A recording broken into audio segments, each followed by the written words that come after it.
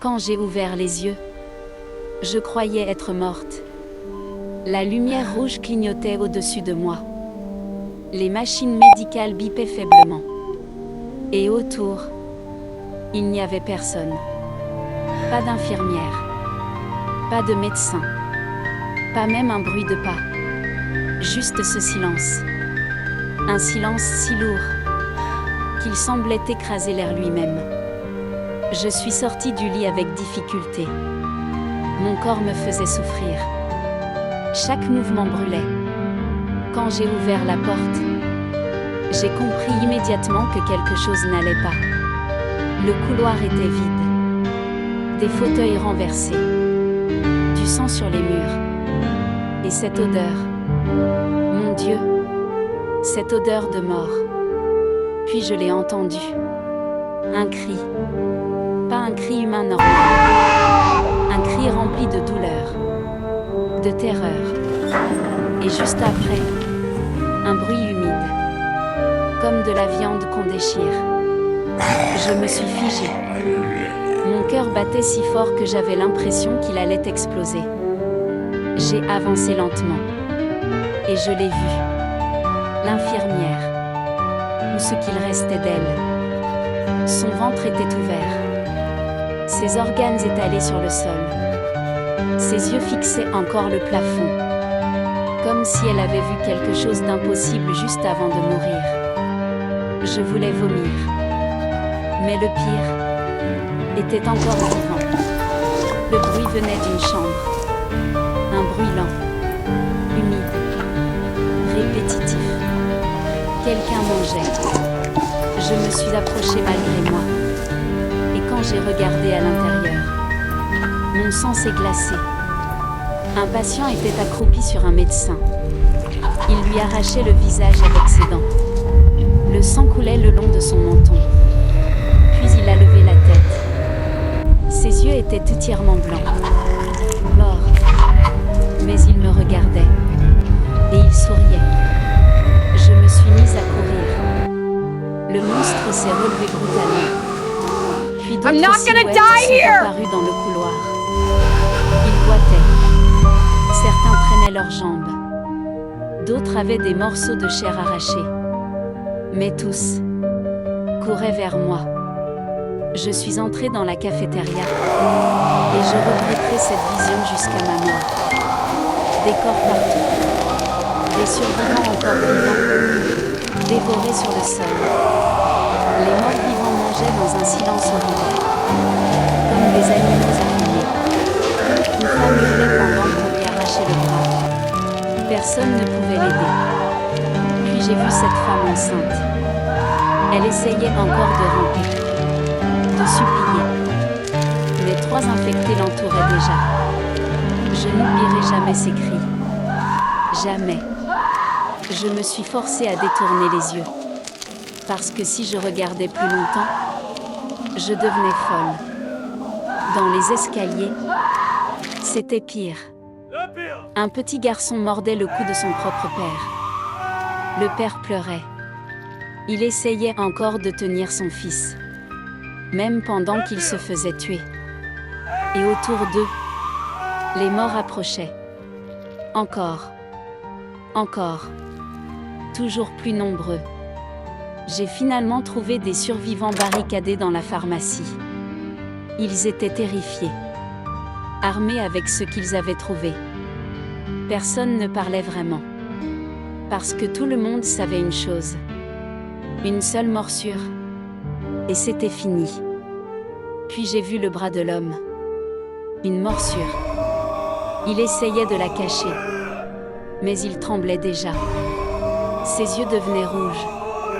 Et tout le monde reculait lentement. Parce qu'on connaissait tous la suite. Il est tombé au sol. Son corps convulsait violemment. Ses os craquaient. Il criait encore. Puis ses cris sont devenus autre chose. Quelque chose d'inhumain. Quand il a relevé la tête, ce n'était plus lui. Il a sauté sur une femme. Directement à sa gorge. Le sang a éclaboussé les murs. Les hurlements ont rempli la pièce. Et les autres infectés dehors ont entendu. Les coups contre la porte ont commencé. Boum, boum, boum. La barricade craquait. Puis la porte a explosé. Et ils sont entrés. Des dizaines. Affamés. C'était l'enfer. Des gens se faisaient dévorer vivants devant moi. Certains suppliaient encore. D'autres hurlaient le nom de leurs proches. Mais les morts continuaient de manger. Toujours. Toujours. Comme si leur faim ne finirait jamais. J'ai couru sans réfléchir. Je glissais dans le sang. Les alarmes hurlaient. Les couloirs semblaient infinis. Et derrière moi, je pouvais entendre leurs pas, de plus en plus proches. Puis j'ai vu les portes principales. La sortie. Je les ai poussées de toutes mes forces. Et quand je suis enfin sortie, j'aurais préféré rester à l'intérieur. La ville entière était morte. Des voitures brûlaient. Des corps jonchaient les rues. Des hordes de morts-vivants marchaient partout. Et au loin, des gens criaient encore pendant qu'on les dévorait vivants. Le virus avait gagné. Je me suis retournée vers l'hôpital. Et dans les fenêtres, des silhouettes me regardaient, immobiles. Comme si elles savaient. Comme si elles attendaient juste que je revienne. Puis un cri a retenti dans la ville. Puis un autre. Puis des centaines. Et au milieu de cet apocalypse, j'ai compris la vérité. Le monde ne reviendrait jamais. Parce que les morts avaient faim. Et nous étions leur nourriture. La première chose que j'ai ressentie, ce fut le froid. Un froid étrange, humide. Comme si j'étais restée immergée pendant des jours. Quand j'ai ouvert les yeux, le plafond de ma chambre d'hôpital était plongé dans l'obscurité. Une lumière rouge clignotait faiblement. Et quelque chose tombait du plafond. Goutte après goutte. Une eau noire. Épaisse. Presque vivante. J'ai tenté de me lever. Mes jambes tremblaient. Lorsque mes pieds ont touché le sol, j'ai sursauté.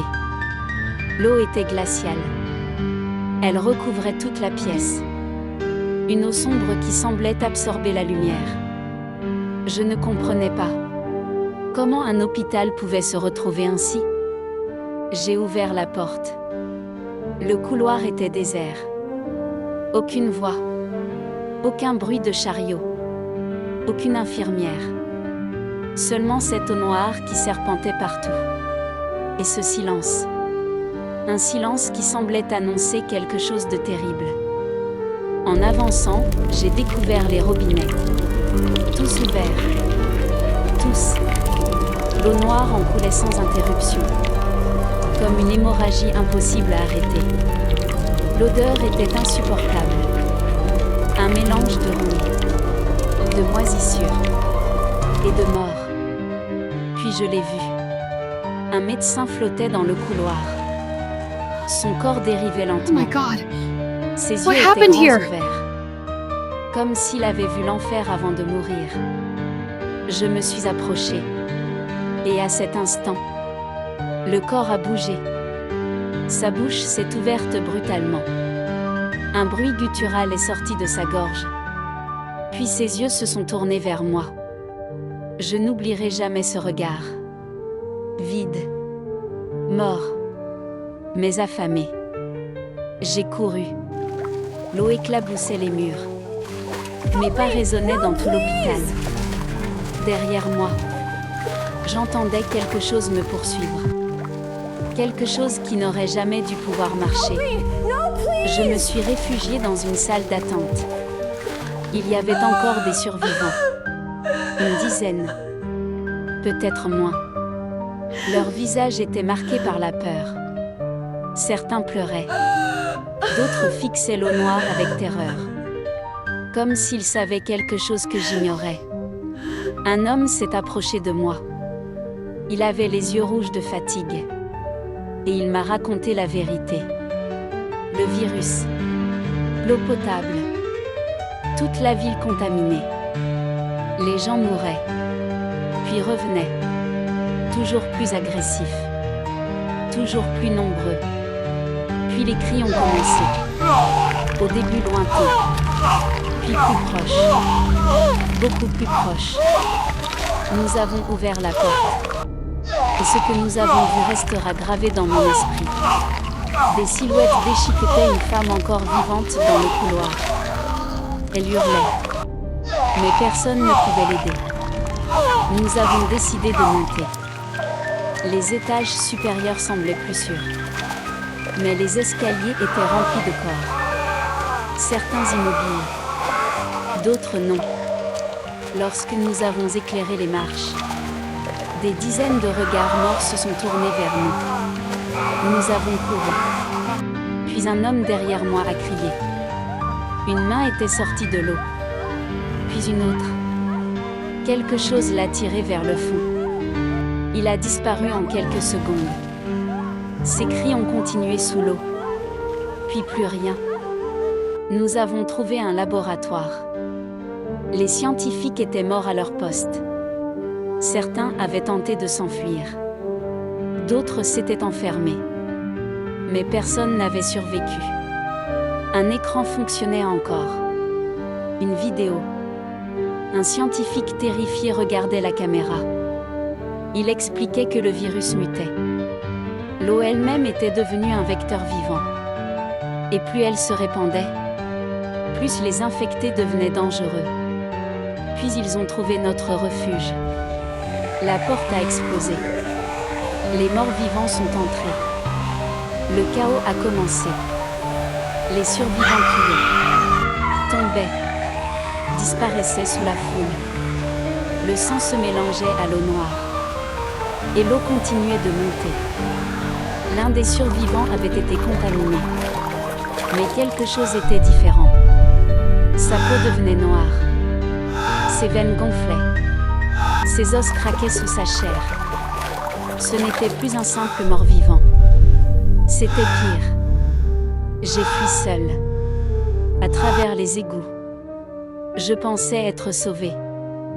Mais même là-dessous, l'eau noire était présente. Partout. Comme si elle avait déjà envahi le monde entier. J'ai finalement aperçu la lumière du jour. Je suis sortie. Essoufflée, point épuisée, point vivante. Du moins je le croyais. La ville était perdue. Les rues étaient inondées. Des silhouettes erraient entre les voitures abandonnées. Des feux brûlaient encore. Et partout, des hurlements résonnaient. Une radio grésillait sur le capot d'une voiture. J'ai tendu l'oreille. Une voix répétait. Ne buvez pas l'eau. Puis le signal s'est coupé. Définitivement. J'ai levé les yeux vers le ciel. Et j'ai compris. Ce n'était pas de la pluie. C'était encore cette eau noire. Elle tombait désormais du ciel. Sur les rues. Sur les maisons. Sur les survivants. Alors j'ai compris qu'il n'y avait plus d'échappatoire. Parce que le virus n'était plus dans les canalisations. Il était partout. Dans les rivières. Dans les nuages. Dans la pluie. Et bientôt, dans chaque être vivant encore debout, point à eu loin, les morts avançaient déjà vers moi. Lentement, point inlassablement. Comme s'ils savaient, comme s'ils avaient toujours su. Je me suis réveillée dans le noir. Une lumière rouge clignotait au plafond. Rouge. Noir. Rouge. Noir. Chaque pulsation semblait résonner dans mon crâne. Ma bouche était sèche. Ma tête me faisait souffrir. Je ne savais pas où j'étais, ni depuis combien de temps j'étais inconsciente. Puis j'ai compris quelque chose. Le silence. Un silence total. Et dans un hôpital, le silence est toujours mauvais signe. Je suis sortie de ma chambre. Le couloir était désert. Des fauteuils roulants abandonnés. Des dossiers médicaux éparpillés au sol. Des portes ouvertes. Comme si tout le monde avait quitté les lieux dans la panique. J'avais la sensation étrange que quelqu'un m'observait. Pourtant, je ne voyais personne. Puis je l'ai vu. Sur le mur. Des mots écrits à la main. Des lettres irrégulières. Tremblantes. Ne montez pas au 7e étage. Mon cœur s'est serré. Je savais que j'aurais dû écouter cet avertissement. Mais quelque chose me poussait déjà vers cet étage. Les portes de l'ascenseur se sont refermées derrière moi. Le moteur a commencé à gronder. 3e étage. 4e. 5e. Chaque étage me rapprochait de quelque chose que je ne comprenais pas encore. Puis le chiffre 7 s'est allumé. Et les portes se sont ouvertes. L'air était glacial.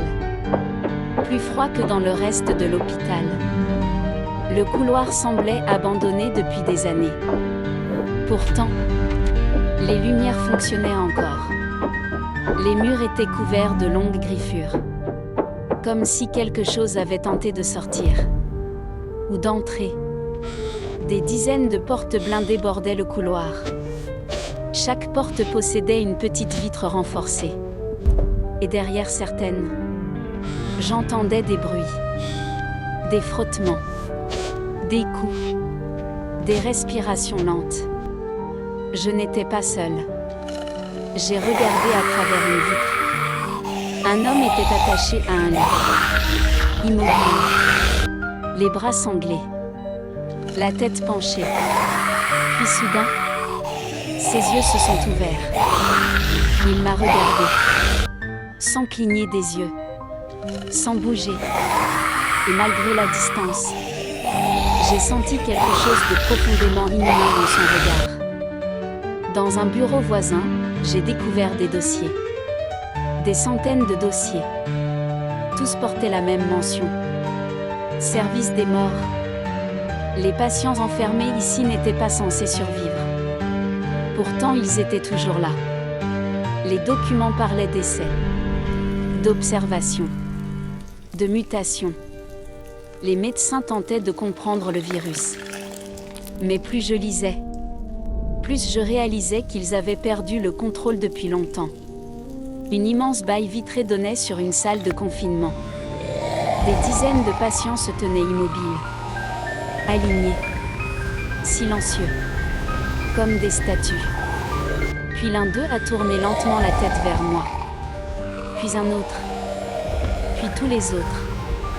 Une voix a murmuré derrière moi. J'ai sursauté. Un homme maigre sortait de l'ombre. Son visage était marqué par la fatigue. Il semblait terrifié. Il m'a simplement dit « Vous ne devriez pas être ici ». Il m'a conduit vers une salle de contrôle. Une vidéo tournait encore. Un médecin apparaissait à l'écran. Son regard était paniqué. Il répétait « Nous avons commis une erreur ». Puis la vidéo s'interrompait brusquement. Soudain, toutes les lumières se sont éteintes. Le silence a envahi l'étage. Pendant quelques secondes, nous sommes restés figés dans l'obscurité. Puis les générateurs se sont rallumés. Et nous avons compris. Les portes blindées étaient ouvertes. Toutes. Les cellules étaient vides. Le couloir semblait désert. Mais les bruits avaient changé. Ils n'étaient plus enfermés. Ils étaient dehors. Avec nous. Nous avons commencé à courir.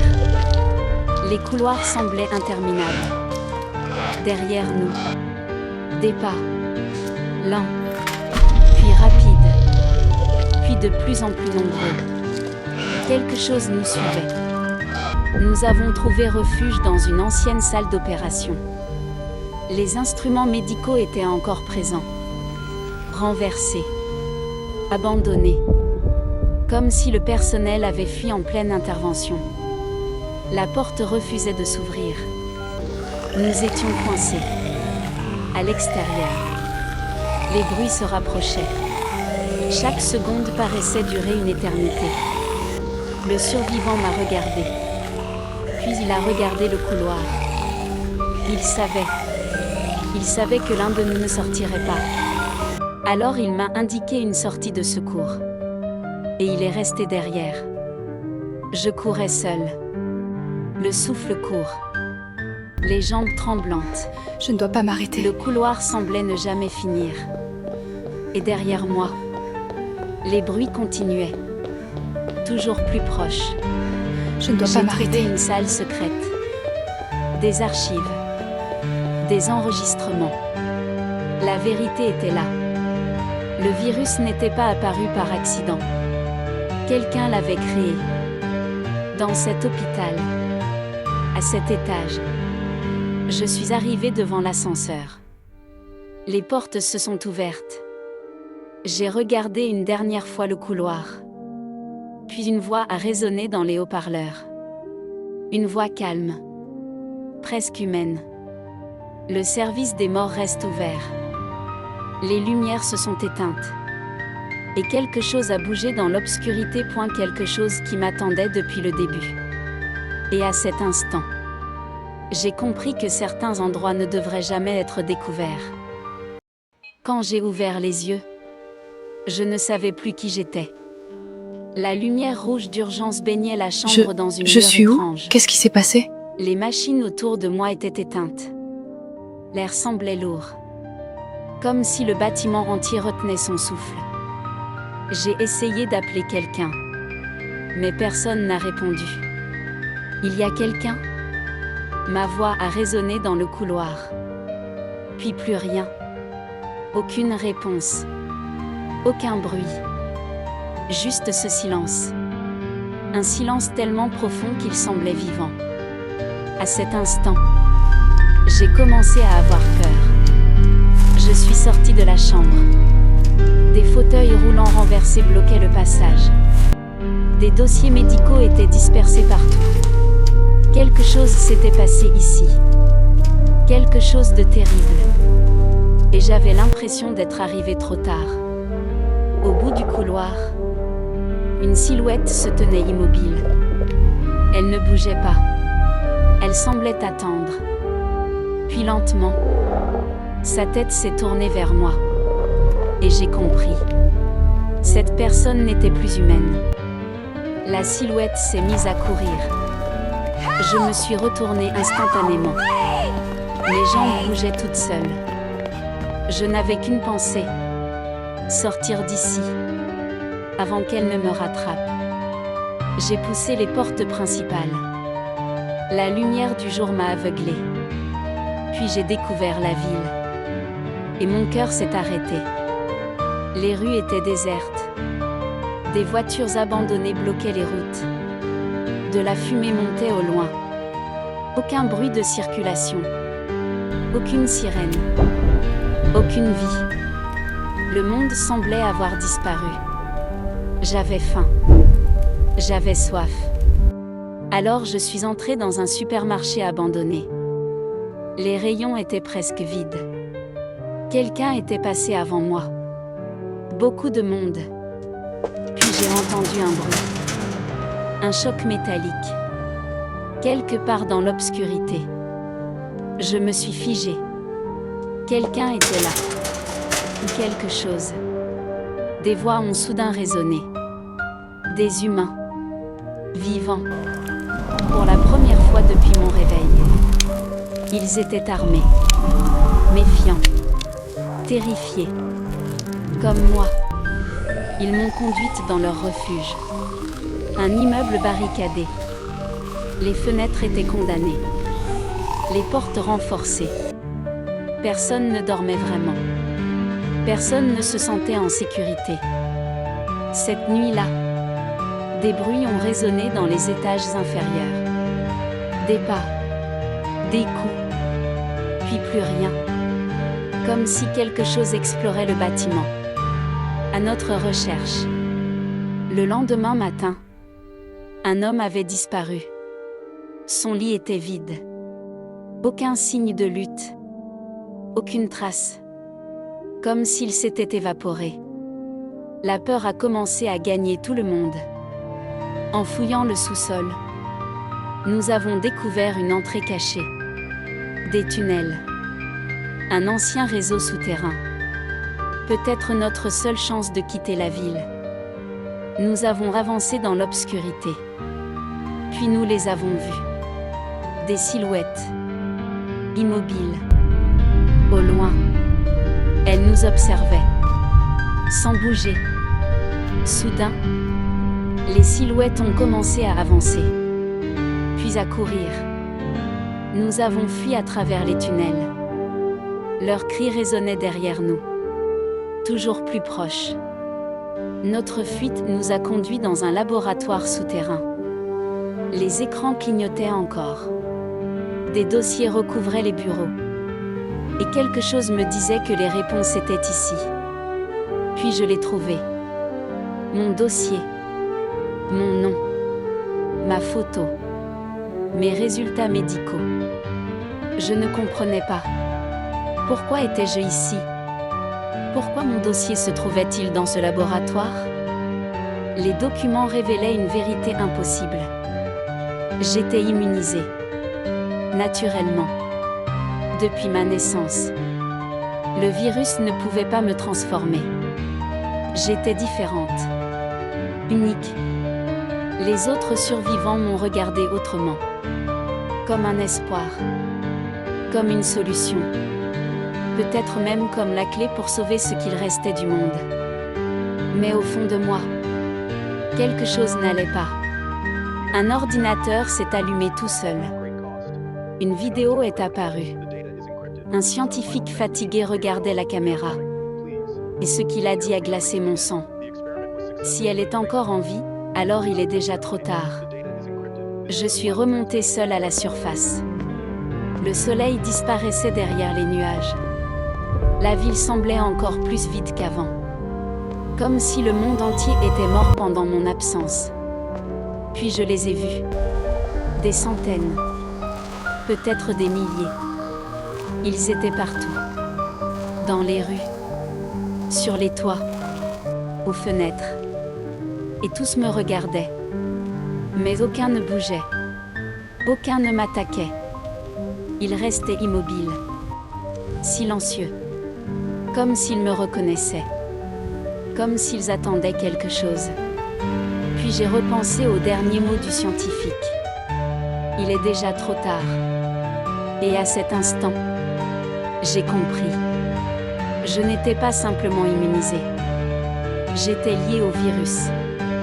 D'une manière que personne n'avait prévue. Les infectés ne me chassaient pas. Ils ne me craignaient pas. Ils ne voulaient pas me tuer. Ils m'attendaient.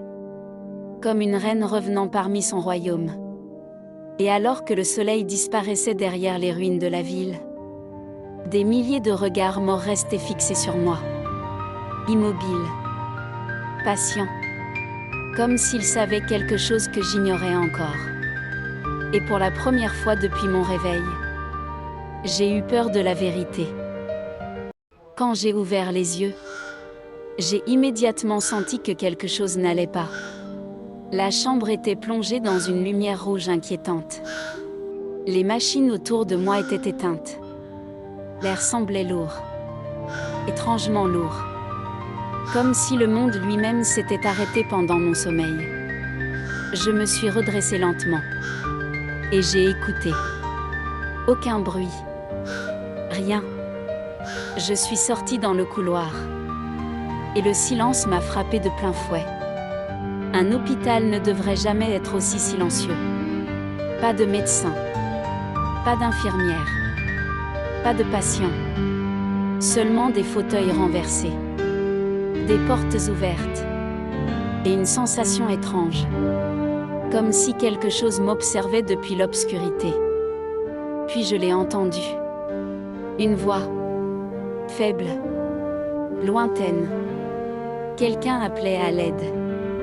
Je n'arrivais pas à distinguer les mots. Mais c'était une voix humaine. Et après ce silence interminable, c'était suffisant.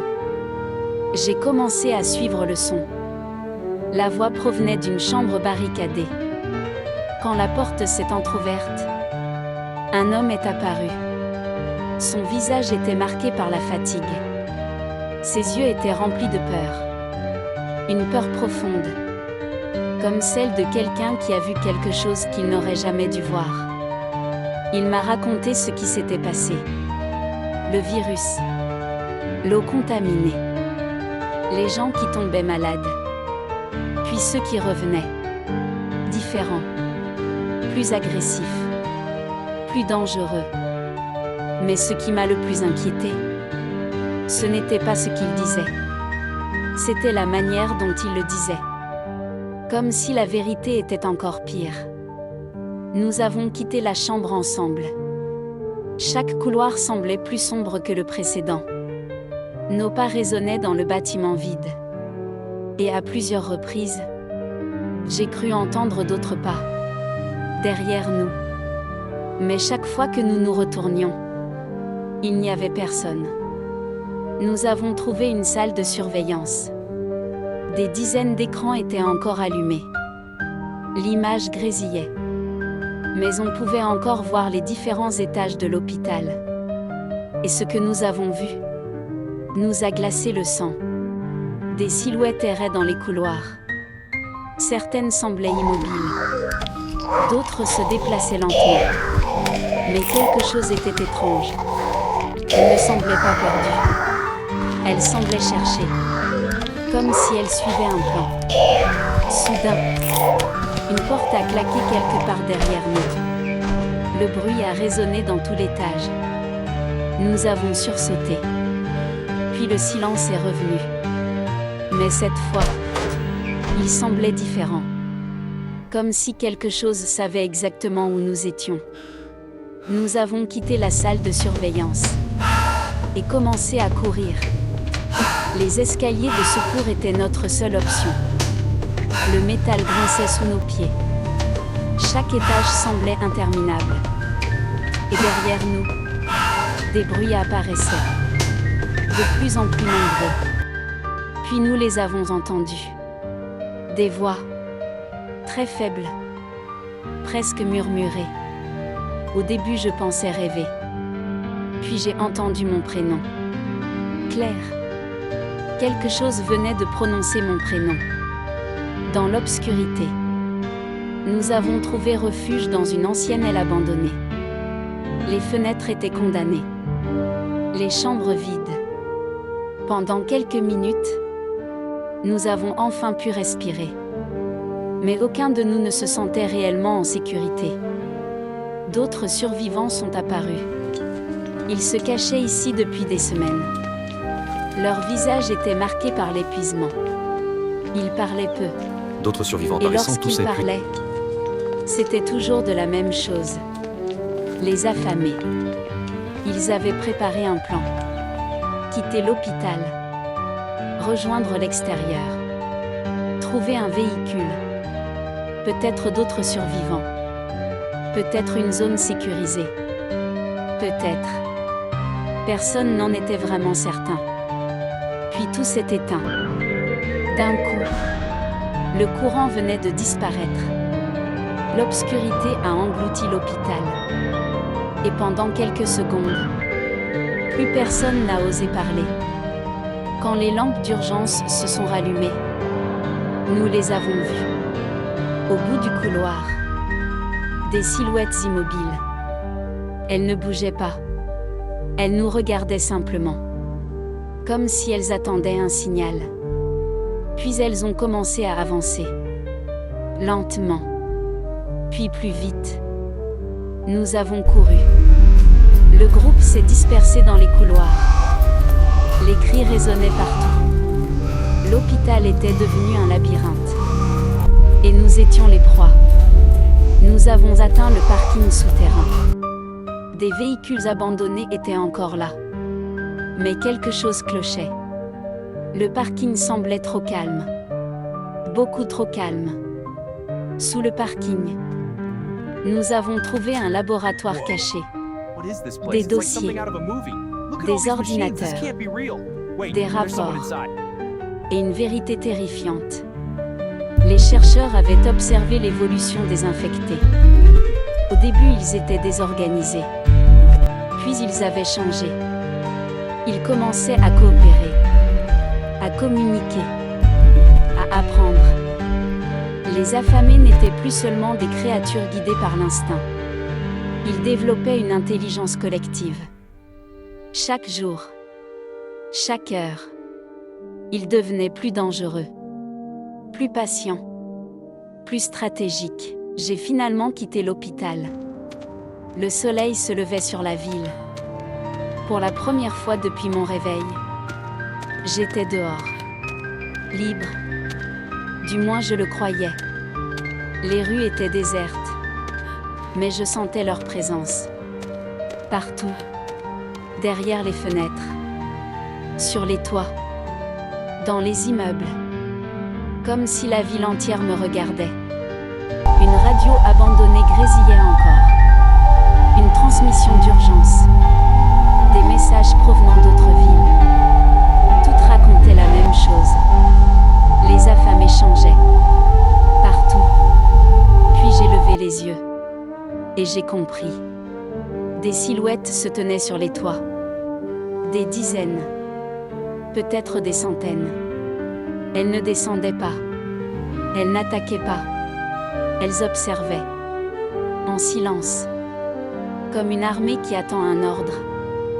Comme si quelque chose les dirigeait. Comme si une intelligence invisible reliait chacun d'entre eux. Et tandis que le vent soufflait dans les rues mortes, une pensée m'a traversé l'esprit. Le virus n'était pas la fin. Le virus n'était que le commencement. Et ce qui naissait maintenant était bien plus terrifiant que tout ce que l'humanité avait connu auparavant. Car les affamés n'avaient plus seulement faim. Ils apprenaient.